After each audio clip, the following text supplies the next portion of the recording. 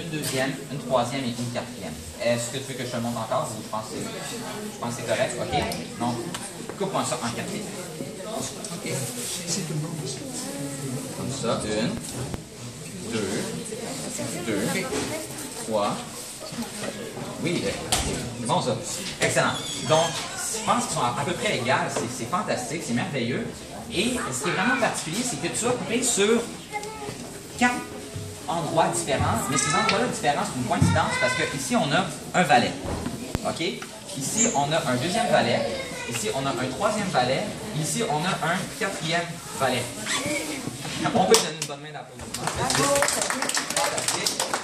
Je vais vous demander de les vérifier, de vous assurer qu'il n'y a pas de trappe, de miroir, de quoi que ce soit, de petits lapins. Vous assurer qu'il n'y a pas de quoi que ce soit de truqué avec les cartes. Oh, OK. Excellent. Donc, je vais reprendre ça. Merci beaucoup. Merci beaucoup. Merci beaucoup.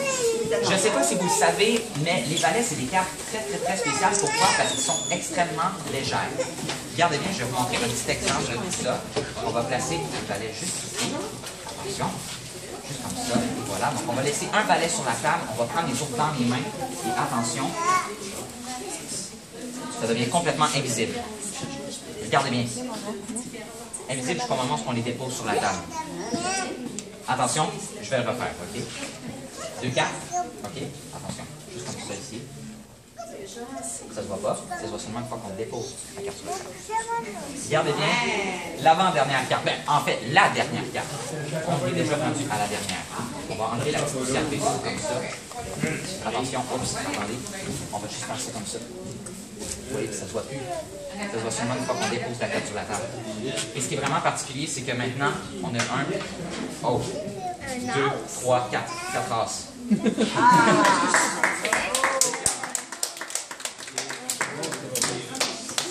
C'est assez spécial. C'est incroyable. Monsieur, est-ce que vous voulez bien m'aider? Oui, monsieur. En fait, c'est très simple. Je vais vous demander une chose très simple. Juste de me dire stop quand vous voulez, puis moi, je vais arrêter à cet endroit-là. Okay. C'est bon? C'est bon. Stop. Ici? Oui. Est-ce que j'ai arrêté au bon endroit? J'ai raté mon coup, vous voulez recommencer? C'est comme vous voulez. C'est correct. Donc, j'ai retenu ça avec mon coup. Je vais vous demander de prendre la carte. Montrez-la à tout le monde. Tout le monde va bien voir la carte.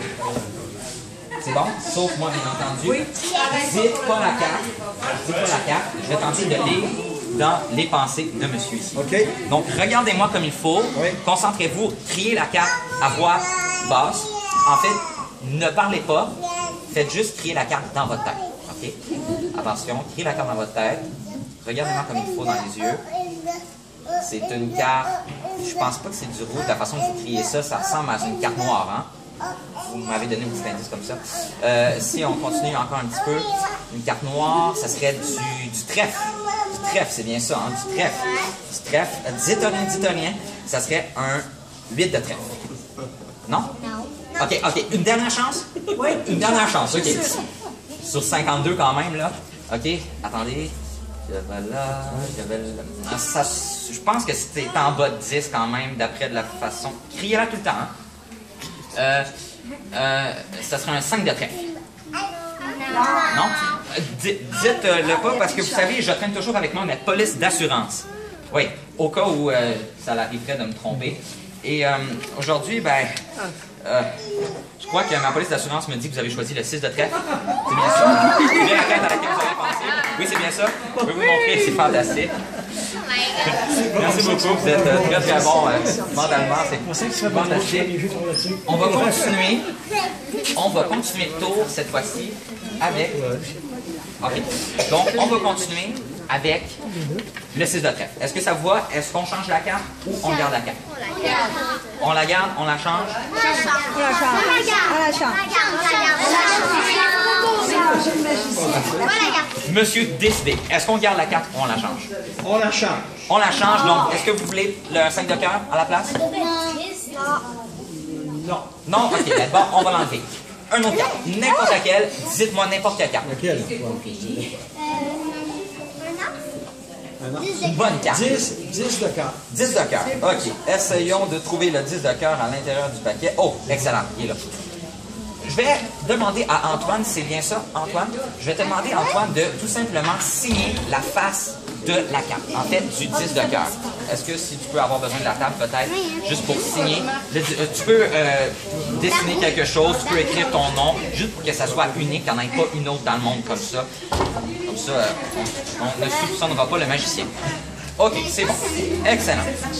Très, très original. OK. OK. Et en fait, c'est vraiment bizarre parce que le 10 de cœur, c'est une carte très ambitieuse. Vous allez voir ce que je vais dire dans quelques instants avec ça. Donc, on va aller placer le 10 de cœur à l'intérieur du paquet, juste comme ça ici. Je ne sais pas si vous le savez, mais il y a plusieurs façons de trouver une carte dans un paquet de cartes. Donc, une des premières façons, donc la carte ne se trouve pas en dessous, premièrement. La carte ne se trouve pas sur le dessus non plus. Des as. OK? Mais regardez bien. Comment on fait pour faire remonter une carte sur le dessus? On claque les doigts, on trinque un peu le paquet et la carte remonte sur le dessus. Assez particulier quand même, hein? Attention, je m'en vais replacer le 10 de cœur à l'intérieur du paquet, juste comme ça, c'est bon? Oui. OK. Et maintenant, on claque les doigts, on trinque un peu le paquet. Excellent. Juste faire une passe magique comme ça. Passe magique. Excellent. Et le 10 de cœur revient encore sur le dessus. Antoine, c'est fantastique. OK. On va le refaire cette fois-ci. On va y aller très, très lentement et je vais vous expliquer comment ça